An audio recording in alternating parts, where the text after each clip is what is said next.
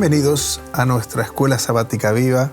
Como ya sabéis, seguramente estamos estudiando el libro del Éxodo. Y hoy vamos a continuar con nuestros dos viajeros, con nuestros dos compañeros de estudio, con Nuria. ¿Qué tal, Nuria? Bien, aquí continuando esa travesía, estamos aprendiendo muchas cosas. Pedro. Pues muy bien también, esperando que, pues ahora vamos a tratar un tema importantísimo, sí. A través del Mar Rojo, el cruce del Mar Rojo, ¿no? La salvación en el mar. Vamos a empezar, si les parece, con una oración. Pedro, si... Muy bien. Padre nuestro que estás en los cielos, cuántas gracias te damos, Señor, por tus bendiciones, por tu protección, porque tú nos guías hasta en los peores momentos, los más difíciles. Acompáñanos ahora y guárdanos en nombre de Jesús. Amén. Amén. Amén. Tenemos un texto que yo creo que es de los más significativos de casi todo el libro del Éxodo. Hay diferentes tipos de textos, hay muchos textos y hay muchos que son significativos, pero en este momento particular realmente el texto que hemos elegido creo que es muy, muy importante. Éxodo 14, 13 y 14. Pedro, ¿podrías leerlo? Muy bien. Moisés respondió al pueblo: no temáis. Estad firmes y ved la salvación que Jehová os dará hoy, porque los egipcios que hoy habéis visto, no los volveréis a ver nunca más. Jehová peleará por vosotros y vosotros estaréis tranquilos. Qué bonito, ¿no? Saber que hay alguien que está luchando, que nos defiende, ¿no? Un poquito lo que vamos a tratar de cubrir, de trabajar en la discusión, en el estudio que vamos a hacer hoy, es esta idea de la salida para adorar a Dios, ¿no? La adoración va a jugar un papel muy, muy importante. Vamos a hablar de eso, ¿no?, un poquito más adelante, ¿no? Hay una salida para adorar, hay una consagración, principalmente de los primogénitos que habían sido liberados, y se produce el milagro, ¿no? El milagro, el cruce del Mar Rojo. El mar se avanza y ya hay un cántico de victoria. Vamos a tratar de cubrir todos estos temas, ¿no?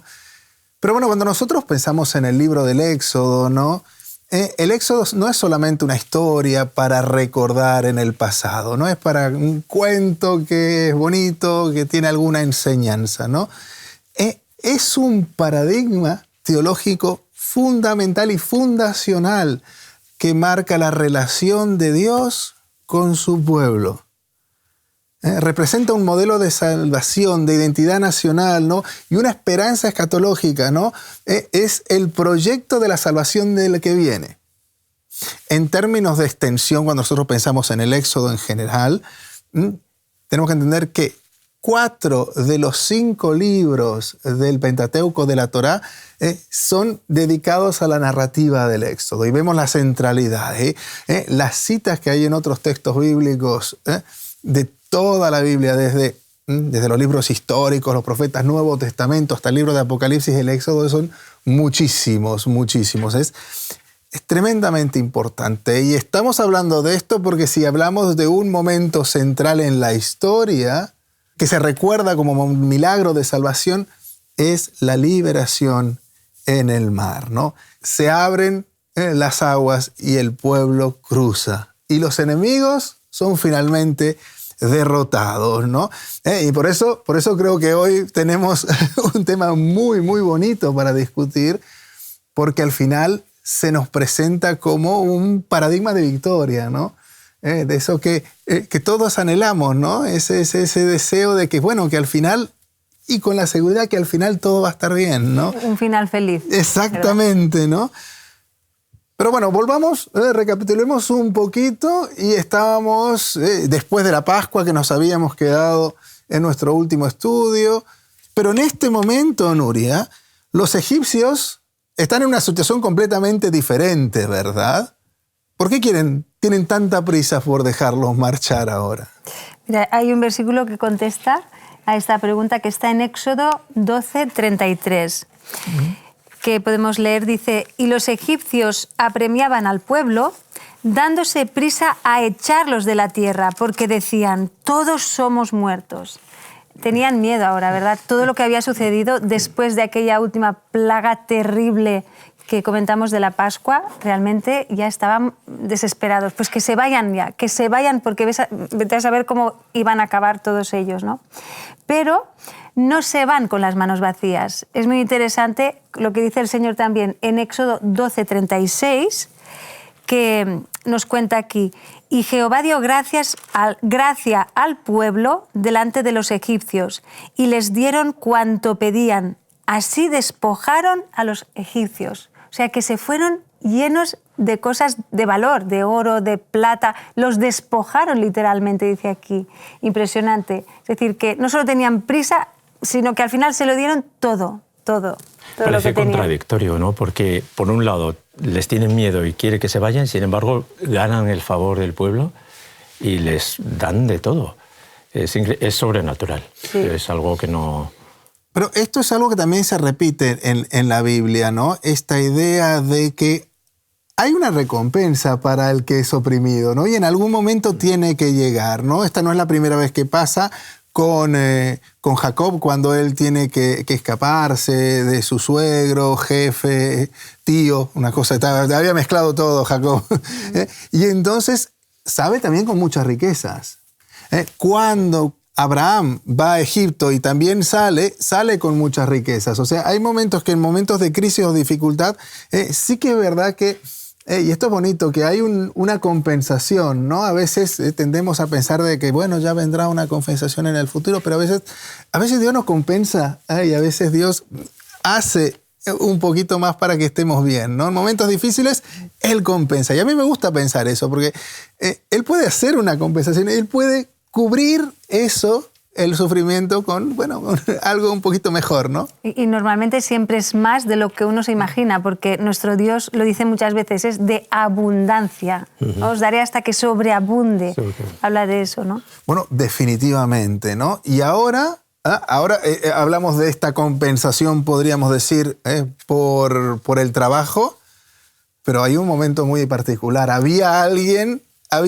La salvación estaba personificada, ¿no? Así como anteriormente habíamos hijos de la promesa, etc. Ahora había un grupo de personas que habían visto que Dios los había cuidado, ¿no? ¿Qué pasó con los primogénitos? Es una cuestión importante, porque resulta que, claro, ellos se libraron por la sangre que había sido puesta en los dinteles, pero por eso mismo, recordando ese texto, habéis sido comprados por precio y con la sangre de Cristo, ellos habían sido comprados. Entonces ellos tenían que saber que desde el principio el Señor había dicho reservarme los primogénitos de las ovejas, de los corderos, ¿no? Y Él también en Éxodo 13, versículo 2, también nos dice que mío es todo primogénito. Así que ellos tenían que saber que no solamente habían sido salvados, sino que pertenecían al Señor. Y desde aquel día, dice, yo hice morir a todos los primogénitos en la tierra de Egipto. Santifiqué para mí a todos los primogénitos en Israel, tanto de hombres como animales. Míos serán. Los animales tenían que morir, tenían que ser sacrificados. Pero los padres debían pagar un rescate por los hijos, desde entonces, por los hijos primogénitos para que sean redimidos constantemente. Una ofrenda. Sí. Una ofrenda, permanente además en el tiempo. Recordemos que del Señor es la tierra, su plenitud, el mundo, todos los que en él habitan, como dice en el Salmos 24. Mía es la plata, mío es el oro y míos sois todos vosotros, dice el Señor. Y aquí tengo una anécdota personal que quería contaros sobre esto, sobre los primogénitos. Bueno, yo tuve el placer, el privilegio de presentar a mi hija al Señor, a mi nieta, mi primera nieta. Da la casualidad que esta es la hija primogénita de mi hijo primogénito y su mujer, que también es primogénita. Y los 4 abuelos somos primogénitos de nuestras familias. Vaya. Y claro, yo por esa razón, al presentarla al Señor en ese momento, dije, Dios le dice a mi nieta, mía eres tú. Y es que mi nieta se llama Mía. Ah, mira, qué bonito. Así que coincidía y efectivamente le recordé y le recordaré. Esto, qué bonito, ¿no? El hecho de las primicias. Ahí también juega el papel de las primicias, ¿no? De esto, de la alegría de lo primero, ¿no? del primero que sale. Ojo, también tenemos que entender, esto no es un desprecio para los segundos ni los terceros, pero sí que es verdad que cuando sale el primero, de todo, ¿no? Porque está bien, estamos hablando de los primogénitos, pero las primicias también eran de las plantas, ¿no? De las plantas de la tierra. Es una tontería, ¿no? Y compararlo, yo sé que no es lo mismo, pero yo estaba tratando de que me crezcan unas plantitas, también soy agricultor, y no me crecían, ¿no? Y bueno, me fui a un congreso, volví, no sé qué, cuando volví crecieron, ¿no? Habían nacido de la semilla. Y es una alegría, ¿no? Y en esa alegría de que cada año Dios te dé, porque no era solamente una plantita, para Israel era la comida, era el sustento, era Señor, este año seguimos gracias a ti. Y no solo sigo con mi familia, sigo porque tú me sostienes, ¿no? Y entonces esto es extraordinario, es como, ¿no? Con el diezmo, sí, con otras cosas, es como un pacto, un acuerdo que el Señor hace contigo, ¿verdad? Y te dice, tú sé fiel en esto y yo, como decías antes, os daré hasta que sobreabunde. Y reconocer que es de Dios, ¿no? Que es su propiedad. Esto es. Ahora muchas veces este tipo de ofrendas se ven como, uy, qué carga, ¿no? Uy, ¿cómo se te ocurre? Y desde fuera, ¿cómo se te ocurre dar, no? Pero esto estaba muy, muy metido en la mente, ¿no? El ser agradecido, ¿no? Y si practicamos el ser agradecidos, quizás nuestra vida sería diferente, porque el ser agradecido también influye en los demás. Muchas veces esto de ser agradecido también influía en compartir con el que más lo necesita, ¿no? Imaginemos una sociedad donde realmente estaríamos ayudando al que lo necesita. Construiríamos un espacio mejor, ¿no? Entonces creo que hay muchas lecciones en este punto, ¿no? Tenemos esta salida presurosa, ¿no? Que ya váyanse. Tenemos la cuestión de los primogénitos, dedicación especial, ¿no? Que salían. Y finalmente, ¿cómo los guía? ¿No? Porque ahí era complicado, ¿no? Era un viaje que no era sencillo. ¿Cómo los guía? ¿Qué plan o cómo pensaba Dios acompañar a este pueblo? O mostrarle que iba a estar con ellos en ese momento. Claro, el Señor les había prometido que estaría con ellos en todo momento, como comentas. Y en Éxodo 13, 22, vemos de qué forma, de una forma gráfica, con la que podían ver cada día que realmente Dios estaba allí. Mira, leemos Éxodo 13, 22. Nunca se apartó de delante del pueblo la columna de nube, de día ni de noche la columna de fuego. Siempre les acompañaba, ¿no? Cuando hacía tanto sol en el desierto, pues esa nube les daba sombra, les ayudaba a refrigerar un poco el clima, ¿no? A sentirse mejor. Cuando era de noche, esa nube se convertía en fuego y les daba calor, les protegía también de los animales pues, salvajes que había en el desierto, pero realmente eso implicaba una continuidad. Jesús estaba allí siempre en su presencia, de día, de noche, de día, de noche. Era una manera que ellos pudieran verlo visualmente, ¿verdad? Y es un milagro, además, es que es un milagro porque eso no existe normalmente, no lo tienes. Y constante allí. Todo el éxodo es un acto sobrenatural. Fijaros qué interesante, porque nosotros hemos visto que la manifestación de Dios en la zarza ardiente fue un acto extraordinario, pero de repente esa presencia de Dios, dije, yo voy a estar a cada paso. Voy a ir allí de día y de noche. Voy a hacer exactamente lo que necesitéis, ¿no? Y el desierto bueno, nosotros en Aragón y ahí tenemos el Monegros y esto, y el desierto, a mí me gusta mucho el desierto, tengo que decirlo. Tengo una 4x4 vieja que salgo por el desierto, una cosa fascinante, ¿no? El otro día iba con mi hijo y unos sobrinos y estábamos por quedarnos sin gasolina y digo, no, hay que volver. No, volvamos, no, es que no nos podemos quedar aquí en el medio del desierto. Claro, no tenemos, que si no, aquí no nos viene a buscar nadie, así que volviendo, todo se terminó rápido la vuelta al desierto, ¿no? Pero bueno, el desierto tiene sus peligros, ¿no? Y ahí va a estar Dios, ¿no? Y es exactamente ese mismo Dios de la teofanía en el Sinaí. Y ahí dice, bueno, yo soy el que los voy a sacar, ¿no? Y bueno, el pueblo. ¿Quiénes eran? ¿Cuántos eran? ¿Cómo eran? La Biblia nos dice algunas cosas, ¿no? Sí, y aunque tenemos que reflexionar sobre los números. Datos y hay que resumir, ¿verdad? Y reagruparlos un poquito. Bueno, ahora que digo esto, pues ellos no salieron de cualquier manera. Primero salieron, nos dice, ordenados como un ejército. Así que esa preparación previa tenía todo un proceso, ¿verdad? Que luego, por ejemplo, salen, también se dice, por grupos, organizados, bien organizados, para que la marcha fuera realmente fácil o más fácil, ¿no? Y salieron al amanecer, realmente del día 15, la idea era que fueran y fueran a adorar a Dios. Es verdad que ellos también salieron desde Ramsés y fueron hasta Sucot, que se fue, digamos, el inicio, a la puerta del desierto, el inicio de la travesía. Ahora, el tiempo, siempre Dios señalando, el mismo día que se cumplieron los 430 años. Nadie sabe exactamente, pero Dios sabía, y ese mismo día, o sea, y eran como 600.000 hombres de a pie, sin contar los niños ni las mujeres, y también subió con ellos, dice el texto en Éxodo 12, una gran multitud de toda clase de gente, ovejas y muchísimo ganado, porque tenían muchísimo, ¿verdad? En esa cantidad de gente, claro, es extraño saber, bueno, muchos, ¿por qué fueron con ellos? ¿Por qué se fueron? Hay como 3 categorías, podríamos decir. Muchos eran los que obraron motivados o movidos por la fe en el Señor, que ya habíamos visto que se habían ido a las casas de los israelitas para librarse también, o aquellos que ya habían ido obedeciendo a Dios retirando el ganado en la plaga del granizo. Bueno, gente que ya veía que aquel tenía que ser el Dios verdadero. Eso por un lado. Otros pues se fueron, bueno, quizás por el miedo de escapar de las plagas. No vaya a ser que esta tierra es maldita ya y algo va a pasar aquí. Nos conviene marcharnos.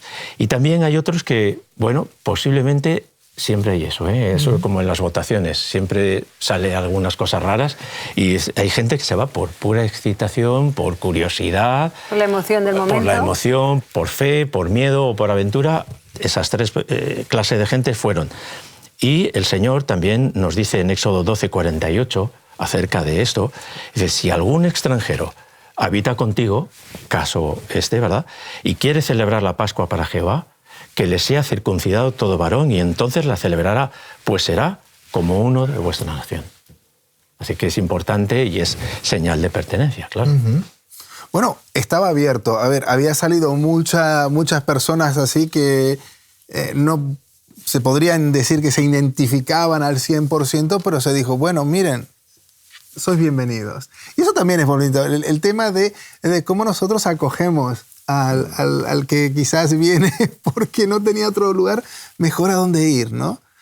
Había un pastor que predicó una semana de oración cuando estaba en la universidad, y el pastor Rojas, de California.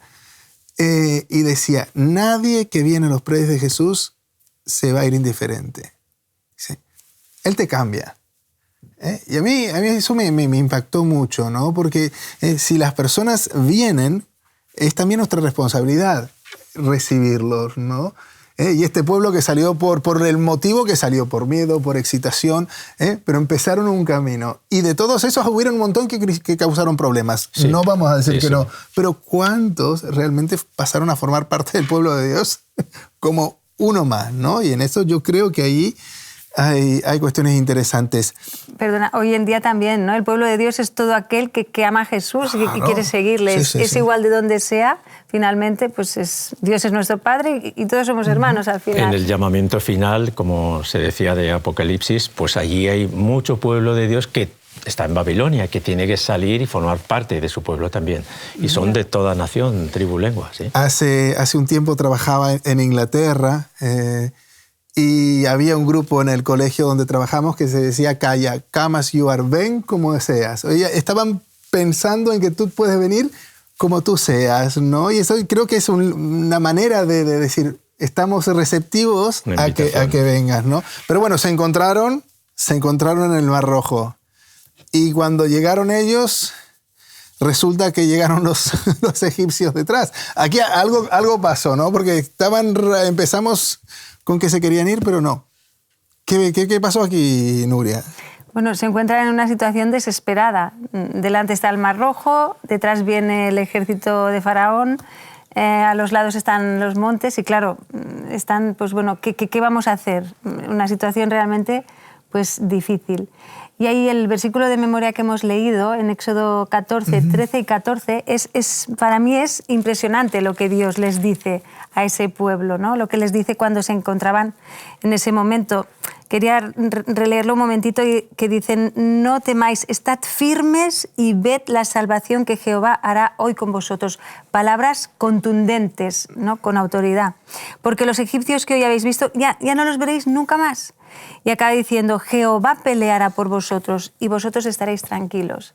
Si nosotros entendemos que Dios está de nuestro lado, que pelea por nosotros las batallas de la vida, eso nos tiene que dar tranquilidad y mucha paz, ¿no? Aunque a veces nos cueste verlo, pero si confiamos en el Señor y sabemos quién es Él y tenemos experiencias anteriores, puede ayudarnos a tener realmente tranquilidad y pensar: Señor, eso eres tú quien ha actuado, quien ha hecho estas cosas en mi vida.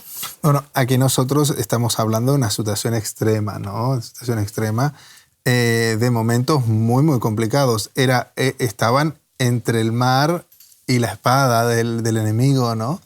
Pero ¿qué le pasó a Faraón?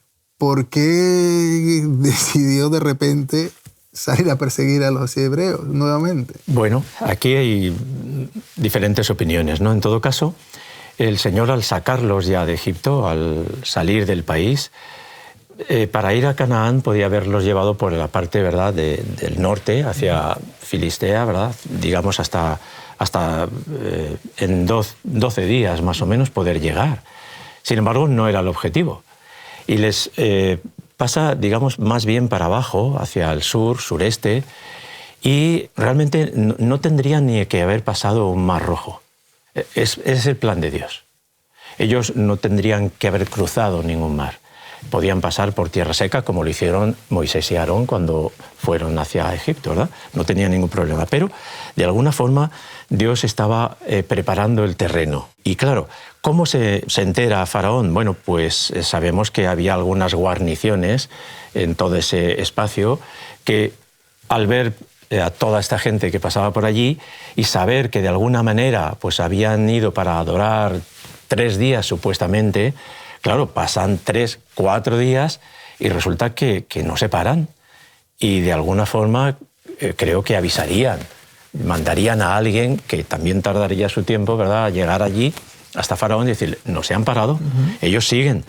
Hay una cita muy interesante que dice aquí: después de que los hebreos estuvieron fuera, está en Historia de Redención 125. Esta es de Elena. Sí, y es un comentario muy interesante porque dice: estuvieron fuera de Egipto algunos días y los egipcios dijeron a Faraón, es decir, alguien le comentó, que sus esclavos habían oído que nunca más regresarían para servirlo. Eso fue un detonante, o sea, nunca más. Por lo tanto, hemos perdido toda esta mano de obra, todo este... fuerza de trabajo se veía reducida. Antes tenían miedo de que se pelearan contra ellos, pero ahora se arrepintieron. Íbamos a tener que trabajar, ¿no? Se arrepintieron. Así que decidió perseguirles y, efectivamente, los persiguieron con bastantes días de diferencia hasta que finalmente Dios hizo algo raro, porque se lo dijo a Moisés.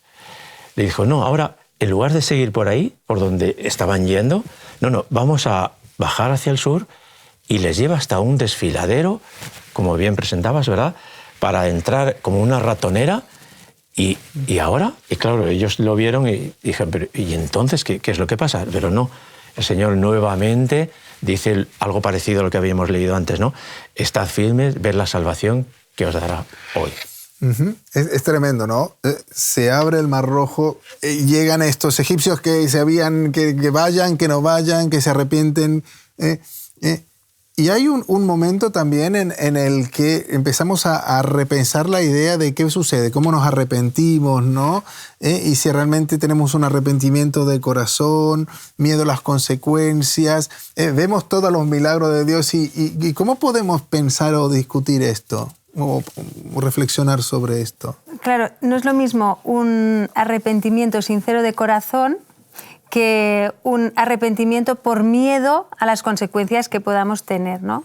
Yo a veces con mis hijos, cuando sucede alguna cosa en casa y vienen a pedir perdón, la manera como piden perdón ya se nota, ¿no?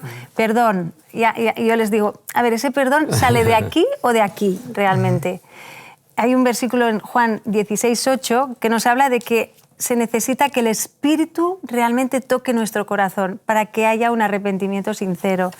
Está aquí en Juan 16:8 y dice: y cuando Él venga, está hablando del Espíritu Santo, Jesús, convencerá al mundo de pecado, de justicia y de juicio.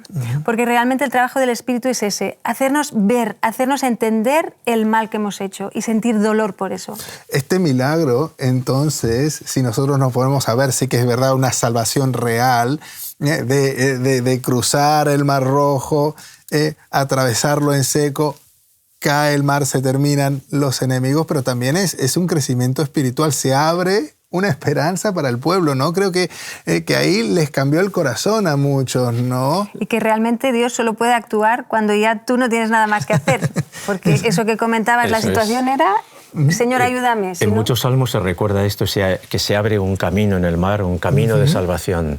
Al mismo Señor es el camino de santidad, ¿verdad? El camino de salvación. Pero nosotros aquí estamos y hablamos solamente de que llegamos al Mar Rojo y cruzamos, pero resulta que cuando se sigue para adelante, el desierto también va a tener sus desafíos, y eso es lo que nosotros vamos a trabajar en nuestro próximo encuentro: el pan y el agua de vida, milagros en el desierto. Así que muchas gracias por haber estado aquí aprendiendo juntos, y nos vemos en nuestro próximo encuentro de la Escuela Sabática Viva.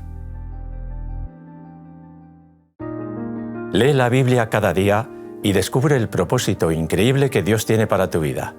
Habla con Él en oración.